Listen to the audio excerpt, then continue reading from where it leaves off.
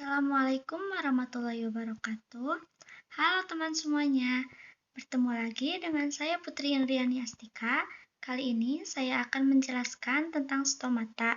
Nah, saya akan menjelaskan pengertian dari stomata itu sendiri, kemudian proses atau mekanisme dari membuka dan menutupnya stomata, dan faktor apa sih yang mempengaruhi dari membuka dan menutupnya stomata itu. Baik, untuk yang pertama yaitu tentang pengertian stomata. Apakah kalian sudah mengetahui apa itu pengertian stomata? Stomata merupakan celah seperti mulut atau mata yang bisa membuka dan menutup. Stomata itu sendiri berfungsi sebagai karbon dioksida, uap air, dan oksigen. Stomata diapit oleh sel penjaga yang mirip dengan dua sosis yang melengkung. Nah, dua sel penjaga tersebut itu terdiri dari beberapa bagian, yaitu ada dinding sel, vakuola, nukleus, dan kloroplas. Nah, sel-sel penjaga inti itu berfungsi mempengaruhi stomata untuk membuka dan menutup.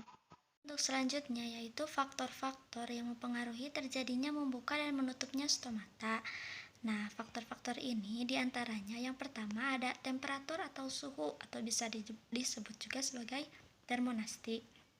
Mekanisme membuka dan menutupnya stomata dipengaruhi oleh pompa potasium dan faktor internal berupa hormon pertumbuhan bernama asam absisat atau disebut dengan ABA. Adanya faktor cahaya dari lingkungan ini akan menyebabkan ion potasium bergerak menuju sel penjaga pada sekitar epidermis sel. Ion potasium akan masuk dengan cara aktif transport melalui jalur khusus pada permukaan sel penjaga. Proses aktif transport ini memerlukan energi atau ATP. Peningkatan ion potasium pada sel penjaga menyebabkan perubahan pati menjadi malat dalam sitoplasma sel penjaga. Hal ini akan menyebabkan potensial air dalam sel menurun, sehingga air dapat masuk ke dalam sel penjaga melalui mekanisme osmosis. Air yang masuk ke dalam sel penjaga akan memengaruhi bentuk sel, sehingga stomata akan membuka pada sore hari hingga malam hari. Ketika sinar matahari mulai meredup, ion potasium akan keluar dari sel penjaga sehingga malat di dalam sitoplasma kembali menjadi pati.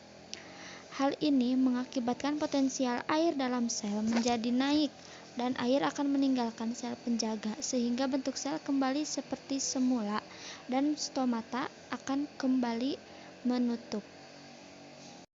Untuk selanjutnya yaitu faktor-faktor yang mempengaruhi terjadinya membuka dan menutupnya stomata.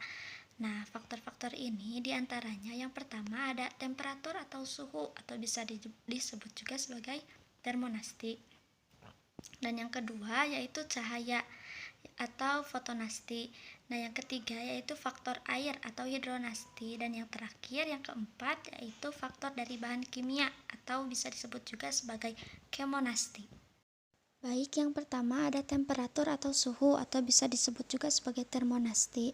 Jika suhu di lingkungan tumbuhan tersebut normal, maka stomata akan membuka, dan jika naiknya suhu di atas normal akan meningkatkan laju respirasi sehingga kadar karbon dioksida meningkat, pH akan turun dan stomata akan menutup. Hal tersebut untuk mencegah respirasi berlebihan. Yang kedua ada cahaya atau fotonasti. Dengan adanya cahaya yang banyak, fotosintesis akan berjalan sehingga karbon dioksida dalam daun akan berkurang dan mengakibatkan stomata terbuka. Cahaya matahari merangsang sel penutup, menyerap ion K+ dan air sehingga stomata membukanya pada pagi hari. Sebaliknya jika tidak ada cahaya matahari, stomata akan tertutup. Nah, maka dari itu cahaya matahari memegang peranan penting dalam pembentukan stomata pada tumbuhan. Faktor yang ketiga yaitu air atau hidronasti. Apabila tumbuhan mengalami kekurangan air, maka potensial air pada daun akan turun, termasuk sel penutupnya, sehingga stomata akan tertutup. Dan sebaliknya, jika tumbuhan memiliki kandungan air yang tinggi, maka dari itu stomata akan membuka.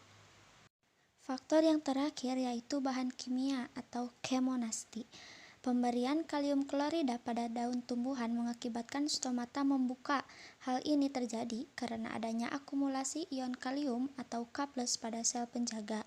Jika karbon dioksida di dalam rongga stomata menurun, maka ion kalium akan masuk ke sel penjaga dan stomata akan membuka. Dan juga pemberian kalsium klorida itu menyebabkan stomata menutup.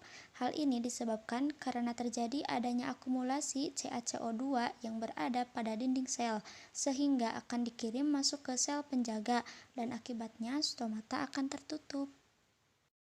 Cukup sekian dari saya. Mohon maaf bila ada kekurangan. Wassalamualaikum warahmatullahi wabarakatuh.